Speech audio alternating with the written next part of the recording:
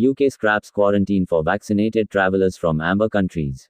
The UK government is to introduce new rules meaning that fully vaccinated travelers coming from amber countries will not have to quarantine when arriving in the country.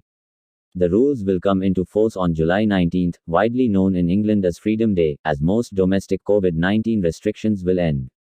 The past 18 months have been incredibly challenging for the UK travel industry. However, the past half a year has been particularly challenging. For much of 2021, non-essential travel from the UK was prohibited. Even when this rule was relaxed, most travelers still faced a mandatory quarantine period. Quarantine to end. The UK government is ending quarantine for fully vaccinated travelers from amber list countries. However, a range of tests will still be required. The rules effectively mean that if a traveler is considered fully vaccinated, they will be treated as if they have flown from a green list country and not an amber list country. This means that those arriving in the country will need to take at least a rapid test before departure, along with a day 2 PCR test. The day 8 PCR test requirement will be dropped, as is the case with green list countries.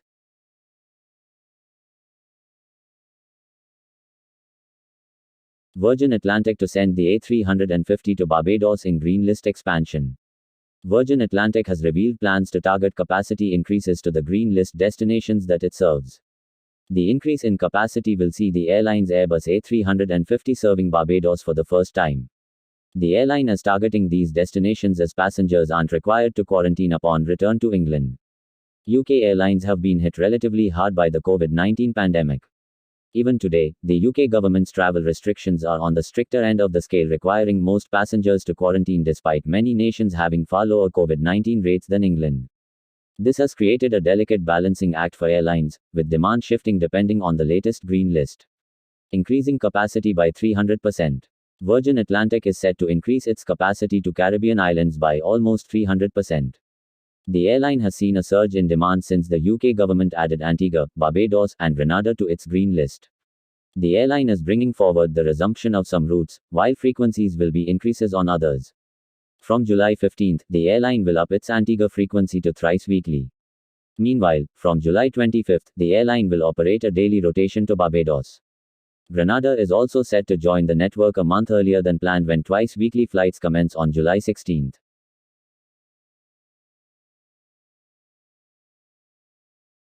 Why Play is an airline for a post-pandemic era. Play has launched boldly into the face of the pandemic, betting on a low-cost, high-value strategy to lure passengers to the new brand. CEO Birgir Johnson believes that, despite all the odds, now is the ideal time to launch an airline. Is Play setting itself up for the perfect post-pandemic era? The perfect time to launch an airline. Kicking off an airline in the midst of a pandemic is bold. But with the right business model, and the right growth plan, the current situation presents a unique opportunity for those bold enough. CEO of new Icelandic airline Play, Birgir Johnson, explained to Simple Flying. Indeed, Play's IPO debuted to an astounding reception from investors. The airline was floated on a growth market in Iceland to coincide with its first flight, and it received an 8-fold oversubscription for its shares. That investor confidence has bolstered the airline's sunny outlook, but so have a bunch of other unusual circumstances, as the CEO detailed. Some would say that entering the aviation market in a pandemic is crazy. But given all the benefits that the current environment has brought, launching a new airline right now could actually be a gold-plated opportunity. Post-pandemic flying will all be low cost. As an airline looking beyond the current restrictions that are hampering its load factor, Play has set itself up well to be an ideal post-pandemic competitor. Johnson firmly believes that low cost will be the way forward, and actually says that every airline will be operating on a low-cost basis.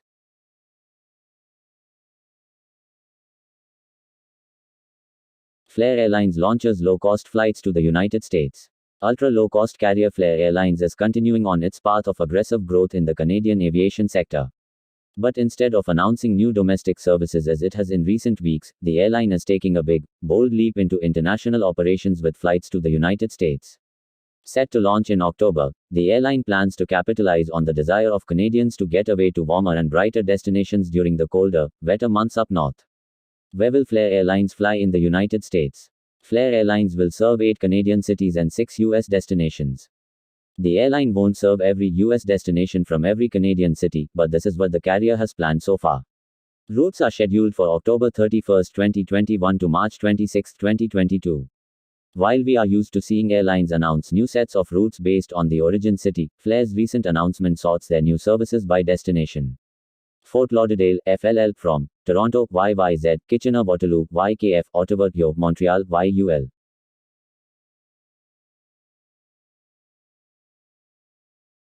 Russian Antonov An-26 crash. What we know so far.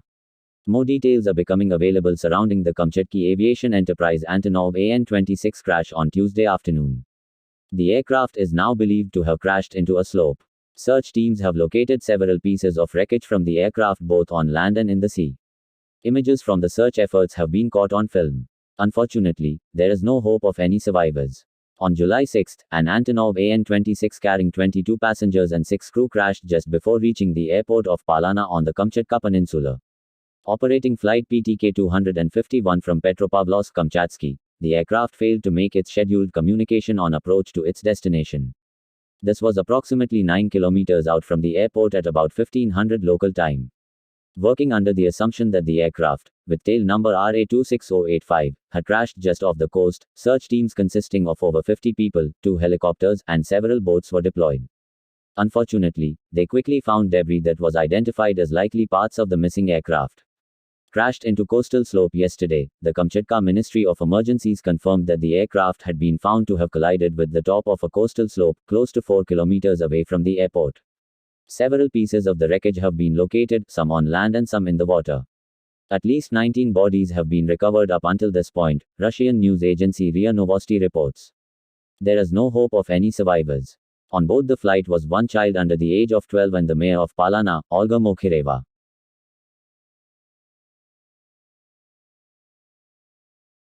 Summer has arrived. Europe sees huge increase in flights.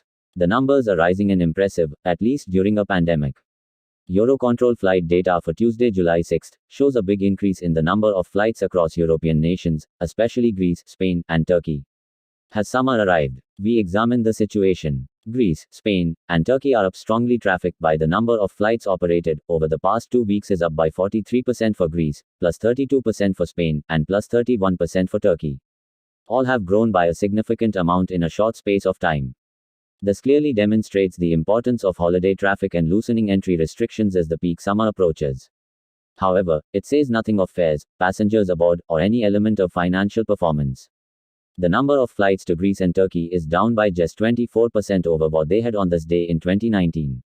This is far better than the average across Europe as a whole, down by 42.6%, clearly meaning that some countries, notably the UK, struggle onwards.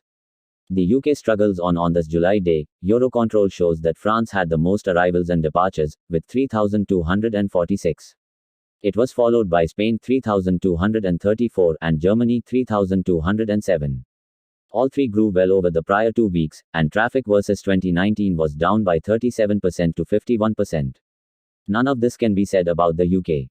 With just 2,040 flights, the country was 6th by this measure, a fall from 1st in 2019.